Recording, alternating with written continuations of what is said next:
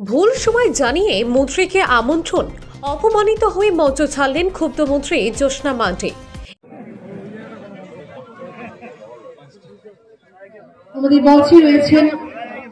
ইচ্ছাকৃতভাবেই অপমান করার চেষ্টা দাবি করে ক্ষোভ উগরে দিলেন মন্ত্রী।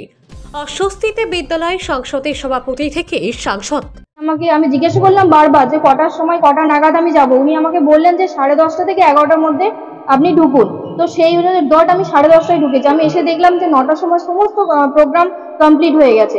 তো আমাকে ডেকে যখন আমি অপমানিত হলাম, তাহলে আমি মঞ্চ থেকে কি করব?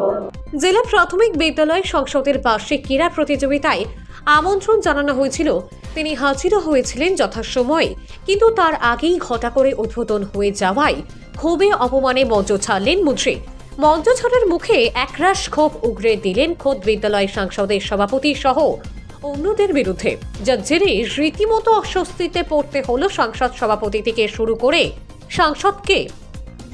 বাঁকুড়া শহরের স্টেডিয়ামে এদিন বাঁকুড়া জেলা প্রাথমিক বিদ্যালয় সংসদ বার্ষিক ক্রীড়া প্রতিযোগিতার আয়োজন করেছিল। সেই প্রতিযোগিতায় আমন্ত্রণ পত্রে উদ্বোধনের সময় সকাল 9টা লেখা থাকলেও রাজ্যের খাদ্য সরবরাহ দপ্তরের রাষ্ট্রমন্ত্রী জ্যোৎস্না মান্ডিকে মৌখিকভাবে 11টা নাগাদ স্টেডিয়ামে আসার কথা জানানো হয় বলে অভিযোগ। সেই মতো এদিন 10:40 নাগাদ মন্ত্রী স্টেডিয়ামে হাজির হলে দেখেন ততক্ষণে উদ্বোধন হয়ে গেছে ওই ক্রীড়া প্রতিযোগিতার। এই ঘটনায় স্বভাবতই অপমানিত মন্ত্রী তৎক্ষণাৎ মঞ্চ ছেড়ে নামতে শুরু করেন। সে সময় আয়োজকদের তরফে মন্ত্রীকে সংবর্ধনা দেওয়ার চেষ্টা হলে তাও তিনি ফিরিয়ে দিয়ে একরাশ ক্ষোভ উগরে মাঠ ছাড়েন। আর এতেই তুমুল অস্বস্তিতে পড়ে যান জেলা প্রাথমিক বিদ্যালয় সংসদের সভাপতি শ্যামল সাঁতরা ও বাঁকুড়ার সাংসদ অরূপ চক্রবর্তী।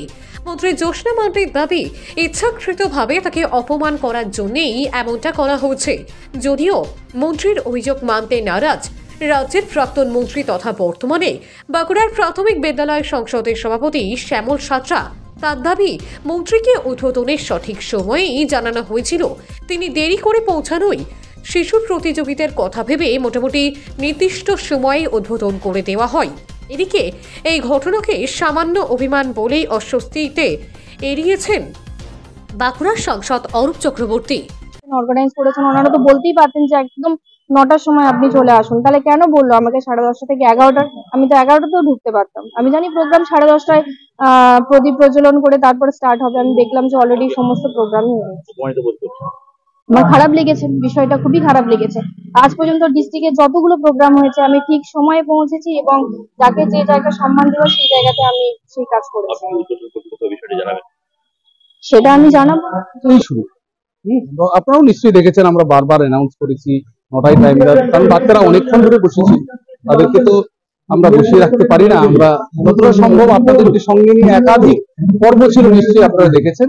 তো আমরা বলবো যে ছেলে মেয়েদেরকে কথা ভেবে আমরা ঠিক টাইমেই খেলাটাকে শুরু করছি। কিন্তু বলছেন যে অপমানিত করার জন্য তাকে নাকি 11টার সময় দেওয়া হয়েছে। কাউকে 11টার সময় বলিনি। হ্যাঁ, যাক, এটা ঘরোয়া আলোচনা। অপমানিত বোধ করেছেন, তিনি রিফিউজ করেছেন অভ্যর্থনা দিতে। সেটা আপনারাও দেখেছেন, আমিও বারবার তাকে রিকোয়েস্ট করেছি।